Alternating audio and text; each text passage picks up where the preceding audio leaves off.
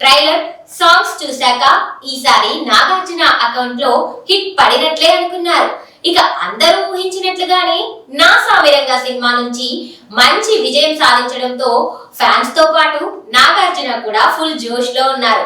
2 రోజుల క్రితం నిర్వహించిన సక్సెస్ మీట్ లో కూడా తన ఫ్యాన్స్ కి స్పెషల్ థ్యాంక్స్ చెప్పారు నాగార్జున. అయితే ఆ స్పీచ్ లో చెప్పిన మాటలు ఇప్పుడు బాగా వైరల్ అవుతున్నాయి. ఇలాంటి సినిమాలే చేయాలని తన ఫ్యాన్స్ కోరుకుంటున్నారని నాకు చెప్పిన వీడియోని సోషల్ మీడియాలో అక్కినేని ఫ్యాన్స్ ట్రెండ్ చేస్తున్నారు. అయితే ఈ వీడియోలో సినిమాను ఇంత పెద్ద సక్సెస్ చేసిన ఫ్యాన్స్ కి అలాగే ప్రేక్షకులందరికీ నాగార్జున స్పెషల్ థ్యాంక్స్ చెప్పారు. చాలా హ్యాపీగా ఉన్న నా అభిమానులందరికీ థ్యాంక్స్.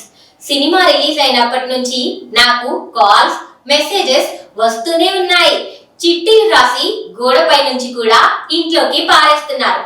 తీస్తే ఇలాంటి సినిమాలే తీయాలని అందులో రాశారు. వాళ్ళ ఆనందానికి, వాళ్ళు చూపించిన ప్రేమకి నేను ఎప్పుడూ రుణపడి ఉంటాను.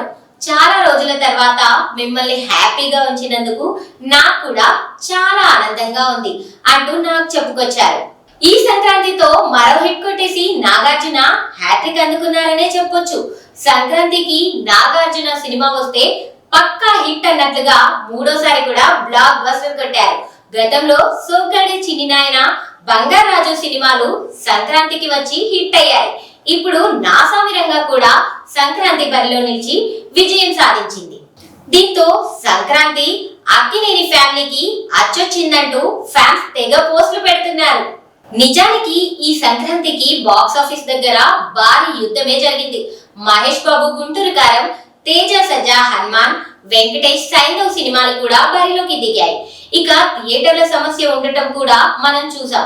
కొన్ని సినిమాలైతే రిలీజ్ ని కూడా వాయిదా వేసుకున్నాయి. అయినప్పటికీ ఏ మాత్రం వెనుకడుగు వేయకుండా నా సామిరంగాను రంగంలోకి దించారు నాగ్.